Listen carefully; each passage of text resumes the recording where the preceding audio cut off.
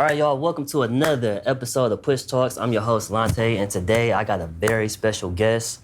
He is a artist designer. He is a visionary. My guy, Tarontino. Blessings. Thank you, bro. Thanks for coming, bro. Man, Appreciate thanks for having me, bro.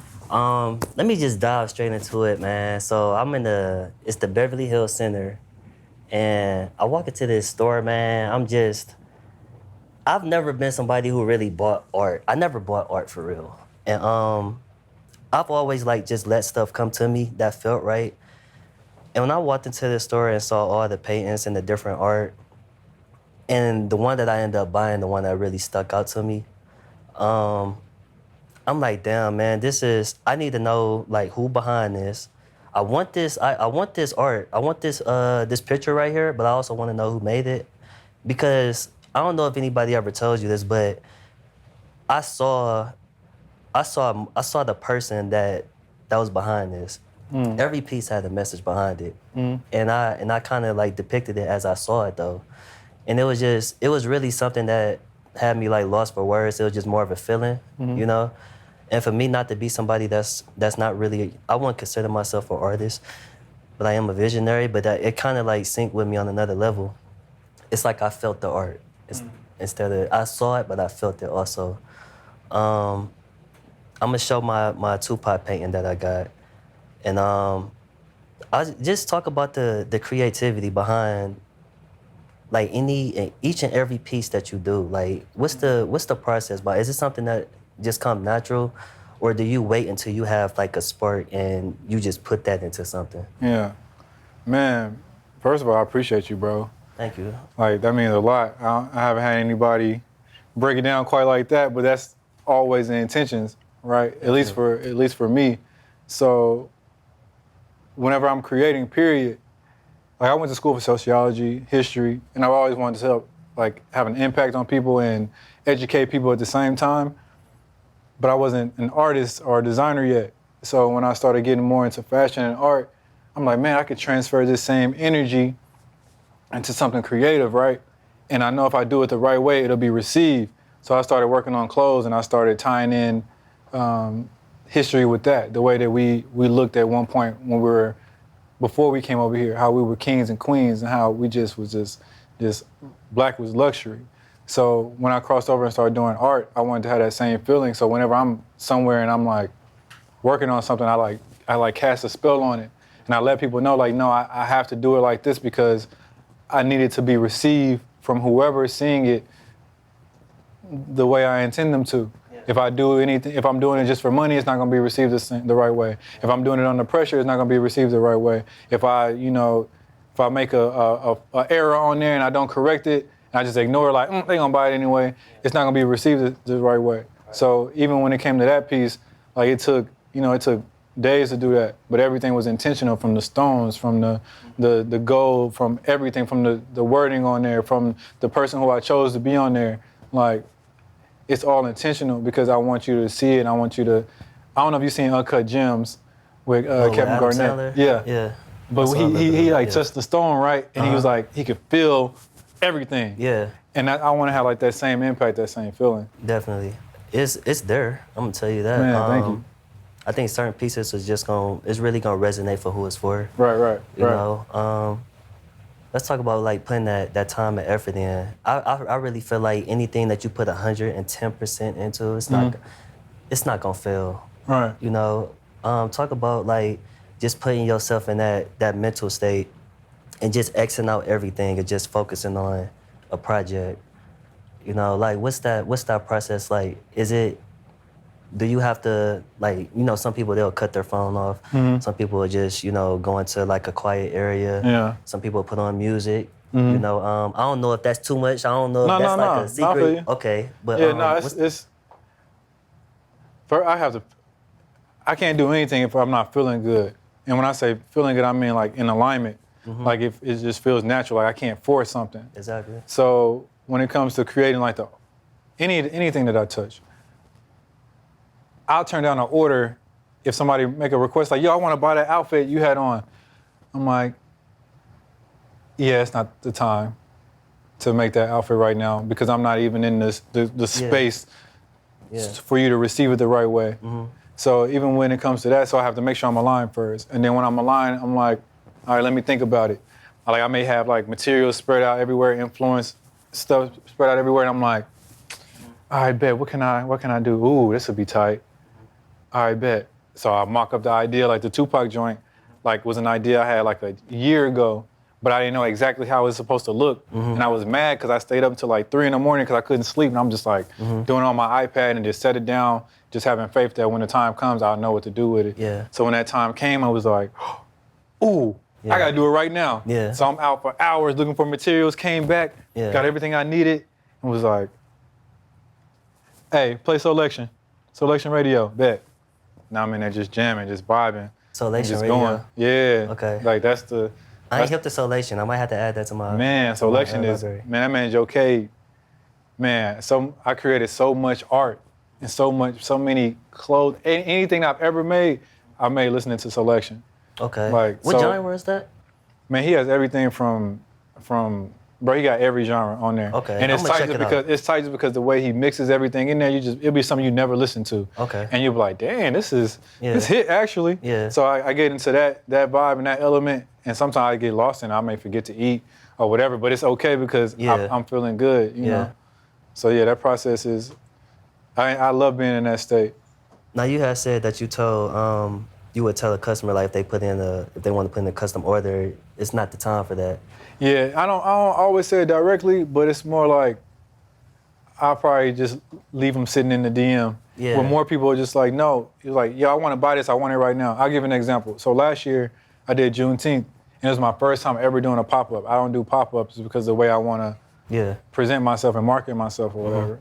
But you know, it just felt aligned when somebody reached out to me within the tribe and was like, yo, you should do this pop-up. And I'm like, yeah, you're right.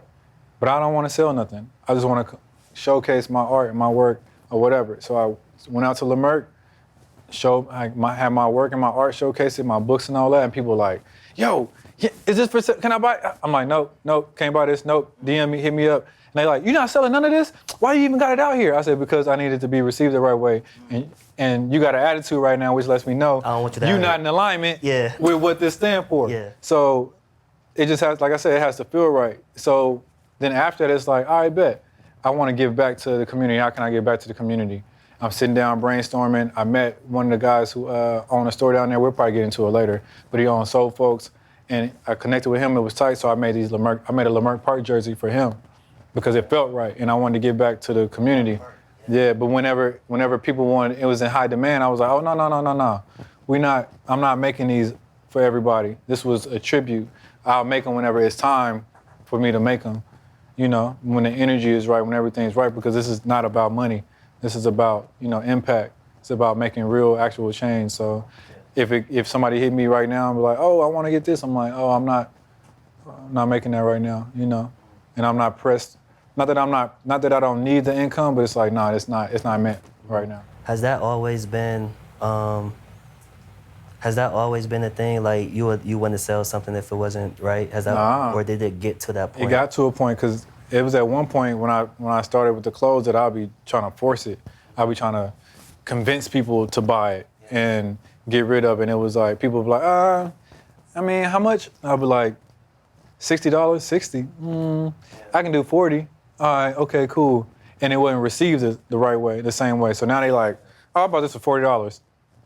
I wore it maybe once, or I just threw it in the closet. They don't appreciate it the same. Yeah. But when I started, being more intentional with everything, it was like, they started receiving it different, like, hey, I want to order something now because I know you're going to get to a point where I'm not going to be able to afford it, or you won't even be making these no more. Yeah. So, and I love that feeling. I love it being received that way. That's dope. That's some real artistry right there. Just to move like that. Yeah. Let's talk about getting it to that point. At what age or around what time did you really start selling your art? Selling my art or starting art? We could do both. Like starting art, and then selling it. I mean, I think I've always been into art and different stuff like that, just because the way I grew up. Like I grew up foster care, bouncing house to house, like hand-me-downs. Everybody got brand new shoes on. I don't got the Airs on, I got the Blow. Like The blow. no, it was just like some ugly ass shoes. They weren't Nike Airs. They were just like some brand patent leather mug said blow on them. It said blow. That's fucked up. Yeah, man, it's messed up, bro. They was roasting me in school. Yeah. But I have to like create my own little style Yeah. for me to stand out and not look as, bummy. Yeah. Like, so that's where it kind of came from. And then my great grandmother taught me how like to sew. She taught me how to garden. That's dope. And all those different things. And like I had stopped doing it for a while because I was so focused on track. Then I started doing film. I was strictly focused on film. People were like, how much you charge to film? I'm like, nothing where you need me at. Just get me in the club. Yeah. And then I went from doing that to being like, all right, let me start on the clothes. And it was like, bro, you can't just be giving cheap clothes away because how are you gonna make a living? I know you were doing this for the people, but you gotta get confident enough to sell it. Huh? Somebody was telling you No, that? I had to tell myself this. Okay. And then other people around me would say, other people around me knew I was doing fashion, but they didn't know how I'll make a living off of that. Because everybody got a brand, right? Yeah. Everybody like, oh, I got a brand too. Yeah. But what I'm building is something different. So It was like, okay, well, how can I generate income from this? So I had to sit down, I had to plan it out. Like, okay, I'm doing this for the people, but I have to do these steps for people to receive it. What do black people connect with more? The continent, Egypt and, Ghana and all these different cultures and these different tribes. So I started creating things more around that, surface around that. And then when that happened, people were like, yo, I saw this dress you made. I saw this bag you made. I can't wear none of that, but I also saw this t-shirt you made. And it was like, okay, now I'm confident enough to sell that t-shirt and make more of this one t-shirt.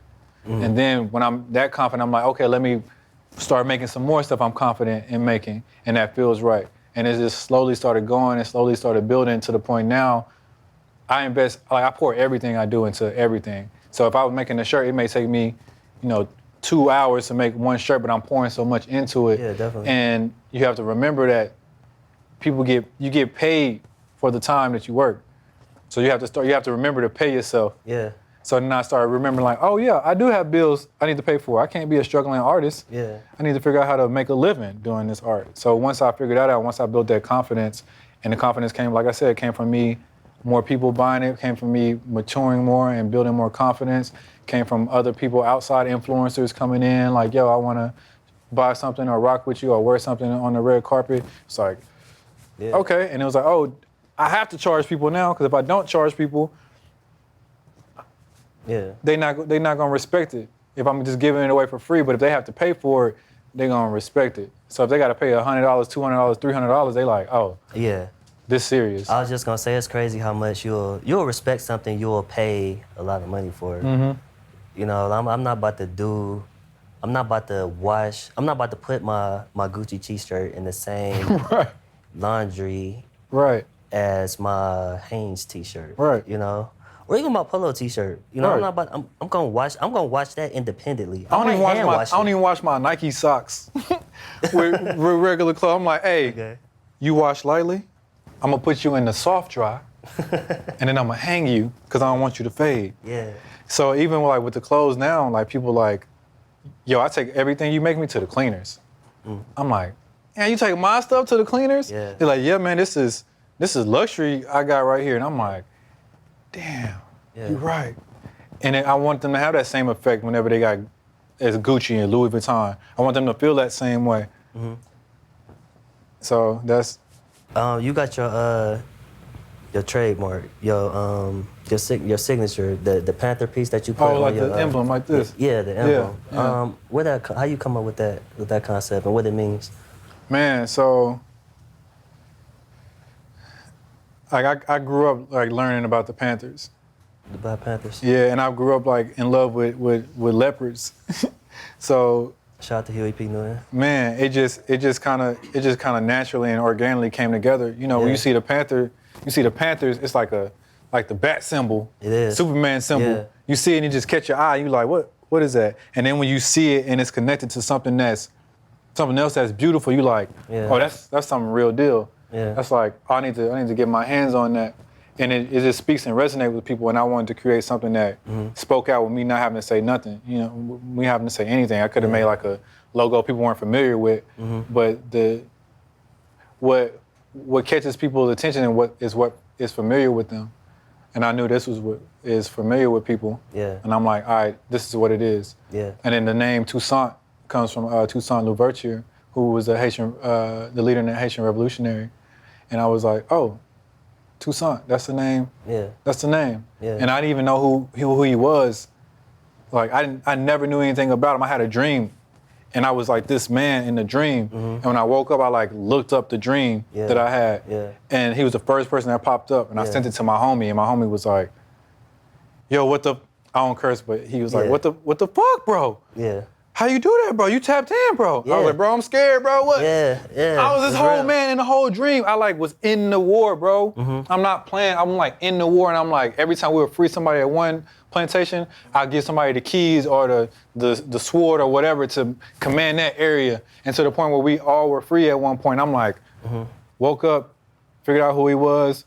A couple of months went by, and I'm like, oh yeah, that's the name. That's what it is, Toussaint. Yeah. And I was like, and it's the leopard because now we got everybody who knows the history of Haiti and everything, and we also got the people who know everything about the Panthers, and then we bring in those people together. Yeah. We're combining those together, so that's how all that came about. That's so dope. I at some point in my life, I definitely want to just tap into African studies. Yeah. You know, I know about how a lot of organizations, black people, the Black Panthers, how it's been dismantled by the government. I know about COINTELPRO, you know how they basically killed Fred Hampton and got away with it. Yeah.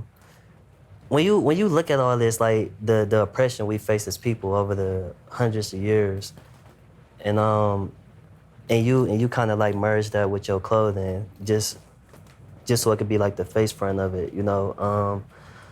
Like what's your thought on all of that? Like all the things that black people then went through, and how we still, you know, came out on top, how we prospered through it. The bombings in Tulsa, you know, the last year when they killed George Floyd. Was that 2020 or was it 2019? It was 2020. It was 2020. So like when you think about each and every time, you know, black people been oppressed and, you know, it's been social injustices and all these things going on. How does that hit you and, you know, with your art? How does that resonate with you or sit with you? Man, so like you gotta remember, like I said in the beginning, all this, everything that I am, that I embody, that I create is not for me, it's for the people. It's for the people. And it's not just for the tangible things. Yeah. It's like to really instill something in you, the way it instilled something in you when you saw it. Exactly. So that's the main thing. And I don't want to call it the inspiration, but when things like throughout history, all this stuff going on, I'm like, yo, how can I put this into something to continue to inspire people so that they don't lose hope, but also is like a call to action to where we're like, I bet, oh yeah, this garment reflects the stuff we went through, but it also shows what steps we need to take to get out of this, you know, out of this mess that we're in, so we don't have to go through it no more. So I'm inspired by all that, and it's like, I know everybody's supposed to be connected to the things that you touch and create, but there's a jersey that I cry every time I make this jersey. I call it the Say Your Names jersey because it has everybody who is, and I just get emotional every time I make one. Yeah. Because I'm reminded of like what we're going through. But then I'm also like, hey, I want y'all to know I haven't forgot about y'all, and I'm gonna put in as much work as possible to make sure that it doesn't happen to us anymore. Right. And I feel like I'm like led by, you know, the people that we lost and our ancestors, and those, you know, they're there with me. Yeah. And like, yeah, we got you. Just continue to do what you do, and we're gonna get out of it. Like if you go to Soul Folks, you'll see on the wall, I did an installation, and on the installation I have like a brother picking up another brother, and there's a noose coming down, and the noose is like cut in half. So the brother picking up the other brother represents like, hey, we're gonna pull each other up out of this. And that's the whole message I have for what I do is like, oh no, we're gonna pull each other up. We don't have to go through this no more. Like we shall overcome. Shall means is going to happen. Yeah. Not it may happen. Like, nah, we're overcoming, bro. Like we're not going through this no more. So to be able to inspire people and give that to other people where they're like, hey, I feel like a king when I'm out and I'm wearing this. Or I feel like a queen when I'm out wearing this. I change my speech when I'm out. I make sure I'm respecting queens when I'm out. I make sure I'm respecting kings when I'm out. Or when I have company come over, you know, it's just different, man. It's just different. I definitely understand it. It's like the same concept as if you was to put a suit on. You know, you're not about to, you don't put on the suit and go to the club.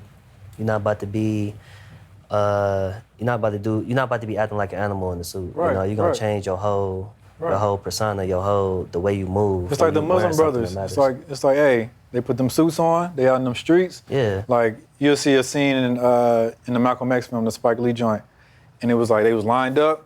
They're not out there hollering and doing all that. They like, hey, nah, this is how we present ourselves when we step out. Yeah. And I want to make sure when we step out, we present ourselves that same way. And that was a different form of protest in the way they did. They didn't protest with signs and stuff. I'm not about to argue with you. I'm not about to beg for you. We're about to come in here. Yeah. We're about to get our brother out of here and let y'all know like we're not playing. Yeah. And that's how you get respect. That's how you get respect. And I think people are afraid because they're like, but I can get beat. Yeah, you could get beat in the street, but I'm gonna go to war for mine. And if that's a part of the sacrifice, that's a part of the sacrifice. Yeah. But we're gonna get out of it. It's like a fight. You're gonna let somebody just beat you up and you're gonna fight back. Exactly. So I'm trying to encourage people, hey, nah, fight back. We can fight. We don't have to fight back with guns or with protesting. We can create more constructive ways to fight back to where it's like, okay, hey, they figured it out now. Yeah. They really coming together, not just marching the streets, but they buying up property, they educating themselves on law, they step out, it's just, I don't know, they all wearing the symbol, so now they all connected. Yeah. Like, I don't know, man. I feel like I would say you're a visionary. If you are a visionary, you said it yourself. I feel like every visionary gotta, at some point you tap in and you come across that realization, like it's something I need to do. I got to take some type of call to action. And I see that you're doing that. You know you doing that. We doing that. You doing that too. What you doing right here, bro? Push. Yeah. Come on, bro. I'm humble. We gotta remain to be humble. Like I was telling them earlier, I went and got another bicycle because I came up like riding bikes. Like I didn't get a car until last year. Like was struggling, like homeless, all that. But that bike had me in grind mode. Yeah. So it was like it had me humble. So now I was like, hey, I need to get back grounded. So I went and got another bike. So it's great to be humble, but know that you being of service. Like this is your call to action. You like, oh nah, bro. Yeah. There's people out here who need the platform to be heard because there's other people out there who need to hear these people who didn't overcame so that they can, persevere and push forward. Yeah. So what you're doing is important, bro. Definitely. Like it's needed, it's necessary. Yeah. We can't, if I don't do what I'm supposed to do, if you don't do what you're supposed to do, we ain't gonna get nowhere. Yeah. But you walking in your truth. Yeah. And that's why I'm here today. Yeah. I walk into my truth, that's why I'm here today. That's why we're here together, bro. Definitely. I appreciate that, man, for sure.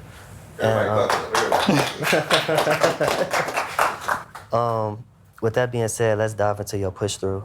It could be any story you want to share. A time where you faced some type of adversity and you got through it. Whether it's the people around you, you tapped into your inner power. Like what helped you get through that struggle that you went through? My boy's been struggling out the womb. Man, especially with this on our skin. Bro, straight up. Automatic. Straight up. Yeah. But it ain't just with, other people oppressing us. It's like with our own people oppressing us, and not just our own people, but your family and all that stuff. So I grew up like rough, like I said, bouncing house to house, being beat and having to find somewhere else to go. And it was just a lot going on, like, period. And then when I decided, like, oh, you know what, I'm gonna go to college, I'm gonna run track, I'm gonna do this, I'm gonna do that, I started taking accountability of taking care of myself at like a young age. And it was like, okay, I don't know what I'm doing or where I'm going, but I know what I want. And what I want is to be free and to live a life without worry and without stress, and to help inspire others and build others. So even when I get down, like there was a year where I stayed in my tent. I stayed in a tent outside, like downtown, like a tent, bro, and in North Hollywood. And before I had a tent, I was on the street. Damn. I had just graduated college. How long was that going on? Bro, this lasted like a year. A year in the tent outside? Bro, I graduated to a storage unit. But even within the storage unit is when I was doing the Virgil Abloh program, and it was like, hey, bro, you gonna feel sorry for yourself? I had a friend tell me when we was in the 6th grade, and we was getting ready to go out, and I was like all sad and stuff because I was ugly, teeth was crooked. He was like, hey, bro, you can't go through life feeling sorry for yourself. We're in the 6th grade. He over here. Yeah. And I heard that same voice when I'm in my storage, like, hey, bro, you can't be feeling sorry for yourself. You gotta figure it out. Yeah. So now I'm in my storage unit showing people like, hey, look, I'm in my storage unit today, working on these clothes. I'm just gonna let y'all know, one time I ain't gonna be in here. I'm gonna look up, y'all gonna look up, I'm gonna be in a mansion, and I'm gonna be putting in work. And I had to motivate and push myself, and that inspired others. And then that inspiring others inspired me. So after that happened, it was like, I bet. Still didn't know what I wanted to do, lost my storage, and I was like, you know what, I'm a bike. I need to take like a spiritual journey. So I got on my bike, a regular bike, biked across country. Yeah. Met a bunch of people on the way who like instilled like some great lessons and stuff into me. And I came back and was like, embodied everything that I ever experienced and went through, and was like, we're gonna do this through clothing to start with. This ain't the big goal, but I gotta channel all this energy through something. What's gonna help pop off all this other stuff? I can't be distracted trying to do film, trying to do this, trying to do all that. I need to put all that into one thing, and then it's gonna grow and flourish like this plant right here. Yeah. But I gotta focus in on it. Yeah. So when I came, I focused in on that, and it wasn't no easier. I'm still, at this point, I graduated sleeping on somebody's floor, and I didn't have no money to pay them, and it was like, oh, your lights got cut off? Oh, I'm a finesser. I can figure out how to get your lights cut back on. Yeah, you bring something. Then it was like, oh, I got some money coming in. Hey, I can pay you $200 a month. Then they moved to a different spot. Oh, you still don't have nowhere to go? All right, come move over here. How much y'all charging? $475? I pay y'all $475 because now the craft is growing, and it went from like, I ain't had no money to my people who saw me grinding was like, hey, that's tight, let me buy this, to, hey, that's cold, I'm going to the Black Panther premiere. Yeah. I'm gonna be on that red carpet, let me rock this. That popping off, people want to buy more stuff. So it was like stages. I went from the outside on the street to a tent, to a storage unit, to a floor, to a couch, to a $600 little room, to a $800 room, to a $900 room, which sounds crazy, to a 4-bedroom crib. And it's like, from walking, riding a bike, a motorcycle, Jeep, like, damn, I'm steady, ain't nowhere I can't go. And then doubt, sometimes doubt start creeping back and you're like, oh, but I could lose it all. Why you vibrating on low frequency, bro? Yeah. Nah, look how far you came. What's that timeline? Man. From the floor to the 4-bedroom crib. The end of 2017, so 2018, 2018 is when the Black Panther premiere happened. Okay. February. And homie Woody had rocked on my pieces on the red carpet. After that, everything started not taking off, but started taking off and people started looking. And so that was like 3 years. So, but it could have been 2 or 3 months. If I had the right mind frame, if I was focused and locked in, things can change overnight. Yeah. As long as if you can get your mindset to change. Yeah. Once you flip that switch, everything gonna take off. You don't have to worry about, oh, it's gonna take me so long to do this. It's like, okay, that might be the process, but it's like a learning curve. Some people have like the learning curve. If you tap in, it's gonna be like it happened overnight. That's why it's important to stay grounded though. Yeah. And I really commend you for still staying grounded now. That you got things that you didn't have then. Yeah. Like you rode a bike to my house and delivered some art. Yeah. That's being grounded. That's humble as hell. You know what I'm saying? And I really commend you for I ain't gonna grab no Kleenex. But I really commend you though, bro, for real. Like this definitely a push talk for sure. Yeah. Like this shit hit different, man. And tell me how you dressed the cast for the Black Panther? Is that what happened? No, what happened was like, and this is why you gotta remember, like, you're on the right path. Don't give up, don't quit. Yeah. I had so many people, I've never been a quitter, but I always hit stages where I'm like, I'm done with this, I quit, I can't do it no more. And people like, You going? No, don't quit. Keep going. Keep going. I'm like, I ain't gonna quit. I'm having a hard time. Yeah. But one of those moments happened when, back when I was like living like in a storage unit, this guy reached out to me and was like, yo, I saw your stuff. I'd love to bring you into the showroom. I'm like, bet. Brought some of my stuff into the showroom that he worked for, and they had like celebrity clientele and stuff like that. And he was like, yo, this right here is like an art piece. He was like, I got a client coming through, they might want to use it. I was like, all right, bet. That client happened to be Woody. Woody took it, wore it to the Black Panther premiere, and after that, everybody else like, and Woody hit me, because I knew Woody before, but I needed to reach a certain level, you know. To do something? Yeah, and then it was like an indirect way that it happened, which worked out. So Woody was like, yo, I'm going to the Black Panther premiere. I need something to rock. Yeah. And I'm like, oh, I got a piece at the showroom. He was like, yeah, that's the one. So went to his crib, and it just felt dope because it was like, Woody grind himself.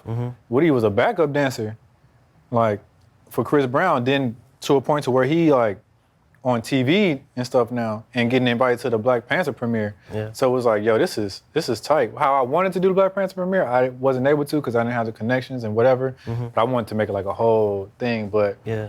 you got to remember, like, bro, you plant seeds. You've planted seeds. Yeah. And they're gonna flourish. They're gonna grow. So don't forget that. Just because it's not on your radar screen doesn't mean something's not coming.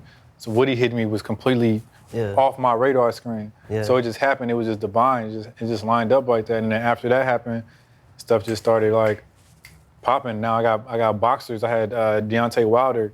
Him and his wife hit me up and was like, yo, I got a fight coming. Yeah. You know, what's up? I'm like, Yeah. what? But that let you know, like, man, it's like, look what I started. Right. It's like now it's getting bigger than I probably envisioned, Right. especially at the pace it's going. But this is also important too, because this happened around the same time that stuff started popping off. I used to reach out to a lot of people. Out here in LA, I reached out to damn near everybody, trying to get on their film squad, trying to do whatever, just trying to get in. And people would be shutting me out, but I had reached out to the creative director of Balmain, and some of Beyonce's team and stuff like that about trying to get on with them. I'm nobody though. Yeah. But some stuff happened and my designs got bit and I didn't know about it, but somebody hit me up, was like, yo, you seen the Coachella? Did you watch Coachella? I was like, nah. And they was like, you didn't design none of that stuff in there? I was like, I ain't seen it. They sent it to me and I was like, yo.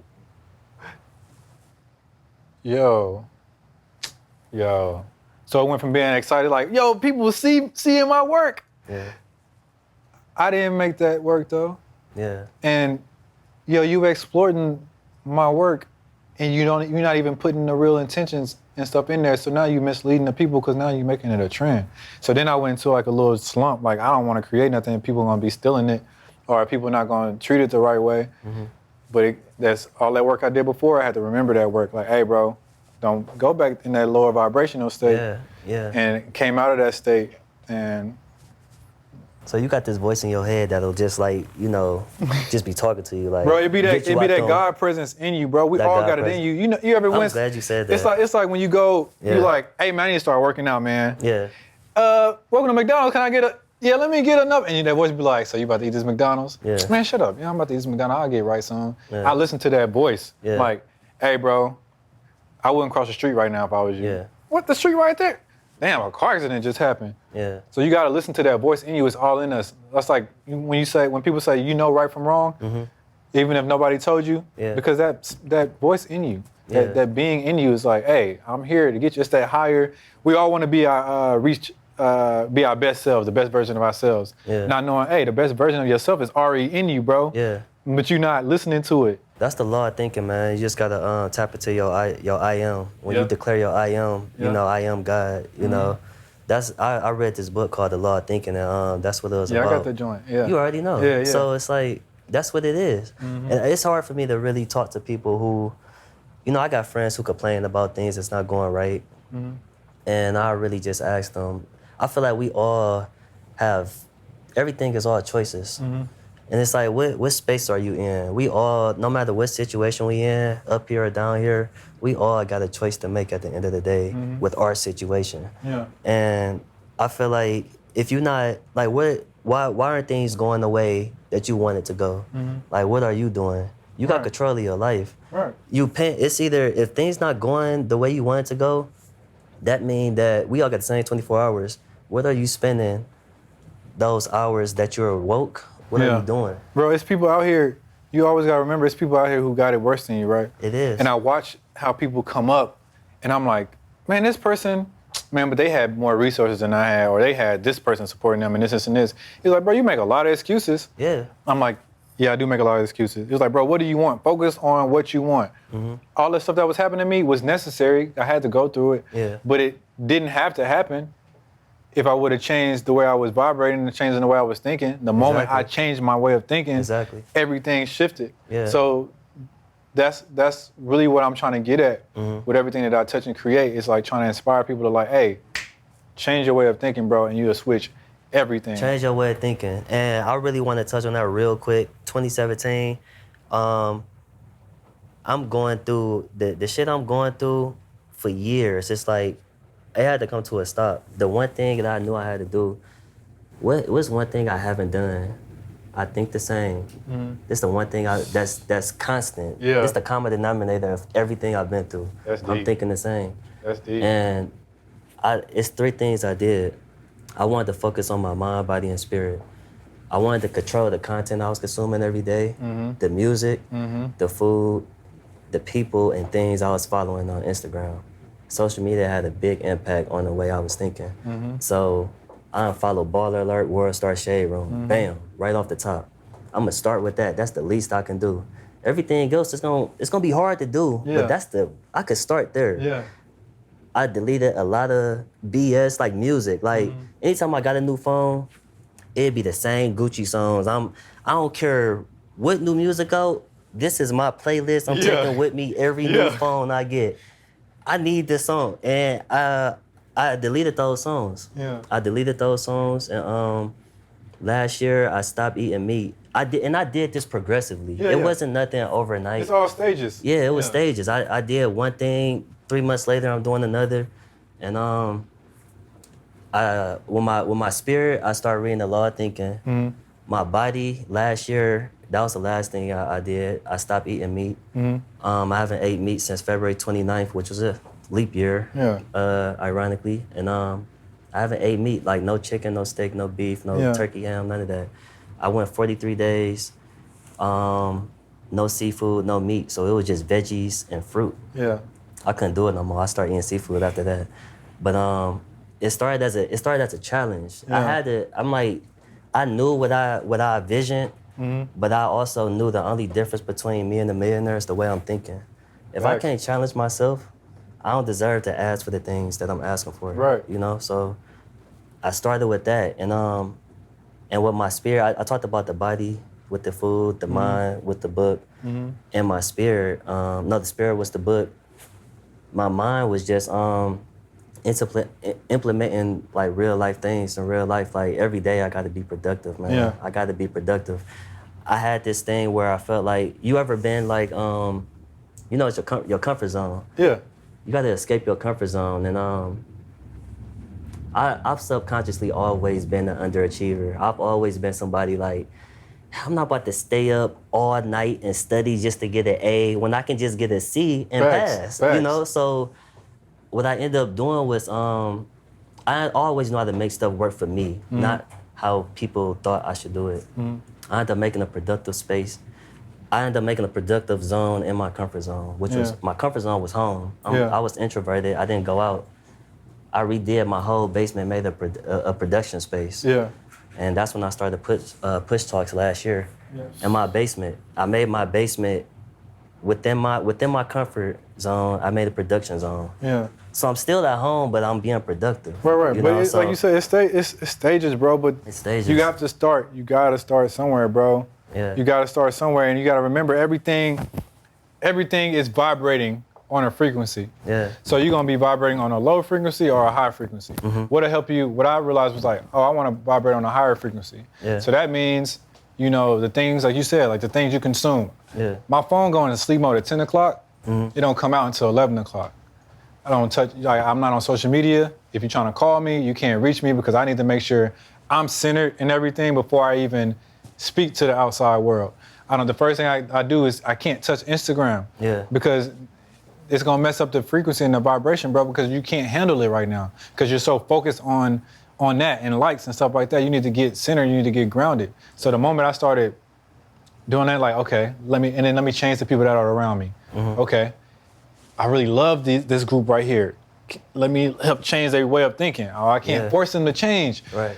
I can only work on me. All right, let me work on me. And now they slowly started changing. Like my brother Joshua, he used to tell me, I can't be uncomfortable. I can't be uncomfortable. And I'm like, bro, you got to get out of that mindset because you're never going to grow. Yeah. I was like, bro, you my brother, you know. Yeah. You see me. Yeah. But it was like, you know what? I got to let him figure it out by himself because I'm still figuring it out on my own. So the music changed, like you said, changing the music because that stuff vibrates on a certain frequency. You know, we love Future, but he vibrates on a certain frequency and that can't be the only thing we're consuming. Yeah. That's why we listening to classical music, other cultural music. Yeah. Like it'll help help raise that frequency a little bit. Yeah. And once you changing your eating habit, you gotta remember like you eating certain foods and certain animals who be under stress when they be killed. And you consume that. You are what you eat. You consume that stress, bro. Yeah. And all that type of stuff. So you're gonna be vibrating on that low frequency. But when you go and you become more natural, like, oh, this is a natural plant. These are natural foods, natural herbs. Yeah. It changes everything. So if you wanna grow, this is how I thought about it. I say if I want to reach a certain level, then I gotta change all of that. Yeah. I can't say I want to be a spiritual person, but I'm still listening to rap 24/7. Yeah. I can't say I want to be a millionaire, but I'm still, spending every dollar I get, Right. As soon as I get it, it's gone. Yeah. Spending every dollar I get, but also still in a cheap mindset or like not living in an abundant mindset. I heard a podcast, this chick was like, you can't live in both scarcity and abundance. And it was like, wait a minute. Yeah. So the moment, it's just stages, like you said, it's just stages. And everybody go at their own pace. Yeah. And you, like I said, you got that voice in you that's gonna let you know, like, hey, you supposed to be doing something more. Yeah. I ain't gonna force you. Everybody got that voice in them. Everybody got it in them. I don't care what you're going through. You take those steps, bro, and it doesn't happen overnight, but it's as if it happens overnight. Yeah. Everything's gonna happen overnight. It's how it's gonna feel the moment you change. You're gonna look up and be like, damn, that happened quick. Yeah. And I wasted all that time vibrating low. Quick for me. Yeah. So yeah, man, you gotta put in that self-work, bro. I appreciate you, bro. Before we end it, I do got a special part of the Push Talks, and I got a gift for you. Oh man. Cornell, bring that right on over here. This is called the Push Package. Right. I love it. Pray until something happen. Yeah. It says it going around the box. Yeah. And I want you to go ahead and open it up one time. My favorite color. I'm with it, bro. This is tight, bro. Oh yeah, I wanted one. This is the first thing I asked you about. Yeah, I already had it for you. Man, go ahead and grab that push pledge out of there. That's that card. Okay. And you can just look into that camera. Oh yeah, I read this earlier. Yeah. He said I would keep pushing. The affirmations, come on. I would keep praying. I am not weak. Yeah. I was put here to serve. Yeah. I'll never be content. I needed that one. I won't waste my time. Off of Instagram. Off the phone, talking about nothing. It's never too late. You're never too old. You're never too young to start. Come on. Yeah. I will ask for help. That's it. I'll get out of my way and ask for help if I need it, bro. So I'm talking about, bro. Come on. I will help others. I will be of service because that's what we're here for, bro. I will help others. I will help them be of service to others, bro. I will keep pushing. I will keep pushing, bro. I will not quit, bro. I will pray until something happen. Yes. I will move mountains, bro. Yes. Come on, bro. Yes. Yes. This need to be in a frame, bro. This need to be. This need to be on billboards everywhere, You should see bro. how I started. The first one was nothing like that, but I gotta upgrade. Can we put these like on the bus stops and on the like little billboards? What's up, bro? Let's make that happen, bro. Yeah, let's make it happen. People need to see that. They need to see it. I got the barcode on the back. We need to put this at every hike, Runyon, all over the city, Griffith, wherever. Yeah. Yeah. This For it, sure. bro. I got a sticker in there too. I be slapping the stickers on places. Yeah. You know, but I want to throw it in people's face. I want sure. to go out and pay for stuff and then here you go. Yeah. How much is it? $20? All right, here you go. What's the card? Oh, it come with the money. You take both of them. Exactly. Yeah, this is tight, bro. Man, I appreciate you, bro. Appreciate you for coming, bro. Man, thanks for having me, bro. That's a push talk for y'all.